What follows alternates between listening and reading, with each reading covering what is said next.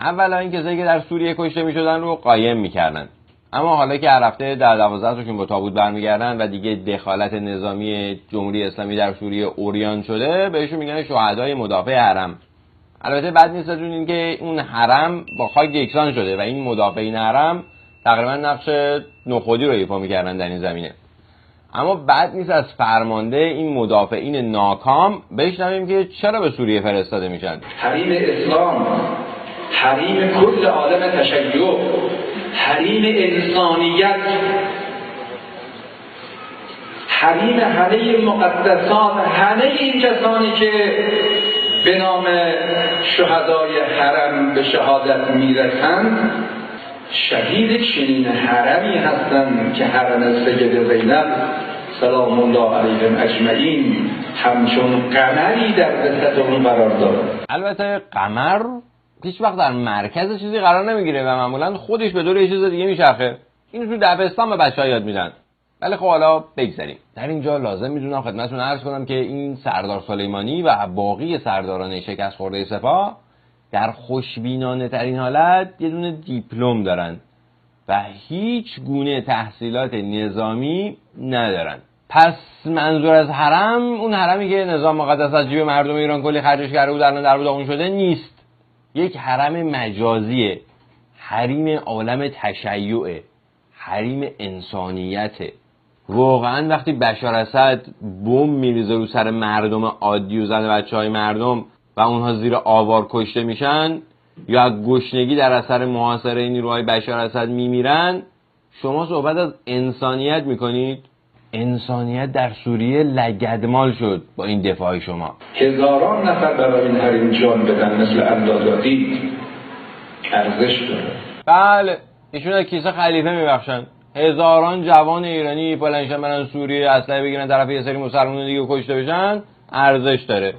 با چه منطقی اون موقع؟ وقتی میبینیم نظام سوریه امروز در خط مقدم مبارزه با تروریسم تکفیری که محصول سیاست‌های آمریکا و دشمنان ماست داره میجنگه، طبیعتاً نباید اون رو تنها بگذاریم، چون اگر این اتفاق بیفته ما اون وقت مجبور میشیم در نقاط دیگری درگیر بشیم. عجب که اینطور. پس داریم با تروریست تکفیری در آن سوی مرزها مبارزه میکنید. یه سوالاتی اینجا پیش میاد. مثلا چرا اون موقع که همین تروریست تکفیری همینجا زیر گوشتون تو افغانستان بود باش وارد جنگ نشدید؟ اتفاقا چند تا از دیپلماتاتون هم گرفتن کشتن، شما حتی یه تیر به طرفشون شلیک نکردین. اگر داعش چند تا شهر رو در اختیار داره، اون زمان القاعده و طالبان یک کشور درسته رو در اختیار داشتن. هم مرز ما در ضمن موصل در عراق خیلی نزدیکتر به مرزهای ما تا حلب و دمشق در سوریه. موصل پایتخت داعشه. چرا اونجا باشون نمی‌جنگین؟ نه خیر، شما برای دفاع از دیکتاتور سوریه بشار اسد که حکومت رو از پدرش به ارث برده بود به سوریه نیرو گسیل کردید. چه بسا که اگر 4 سال پیش در امور سوریه دخالت نمی کردید، هیچ وقت جنگ شیعه سنی اونجا درست نمی شد. این همه آدم هم کشته و آواره نمی شدن و این همه هزینه مالی به مردم ایران و سوریه تحمیل نمی شد. باورتون میشه در یک تصمیم گیری به این مهمی، یعنی دخالت نظامی در یک کشور دیگه، مجلس شورای اسلامی هیچ نقشی نداشته؟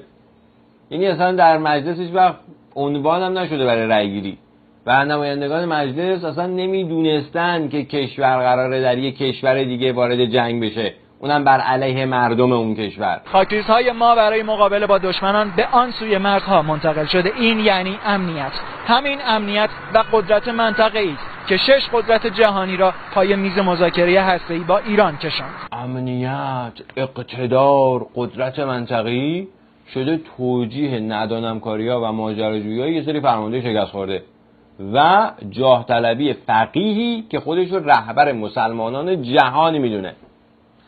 اما بعد نیست از یه سری وجوه دیگر اقتدار هم آگاه بشیم. مدیر عامل کنسرسیوم سید صنعتی گفته 16 کشتی چینی به عنوان اینکه قصد فروش کشتیاشون رو دارن وارد آبهای ایران شدن و از طریق دلال‌های ایرانی 3 بار موفق به دریافت مجوز صید شدند. به گفته داوودی این صیادهای چینی به دلیل قدرت فنی بالای کشتیاشون از اول سال تا الان تونستن بدون پرداخت مالیات 100 کانتینر 12 متری ماهی به چین صادر کنند. اتفاقی که هم باعث پایین اومدن میزان صید کشتی‌های ایرانی شده و هم بازار صادرات ماهی تجار ایرانی به چین رو کساد کرده. سپاه پاسداران انقلاب اسلامی هم رفته بود گل بچینه. امنیت، اقتدار، قدرت منطقه‌ای،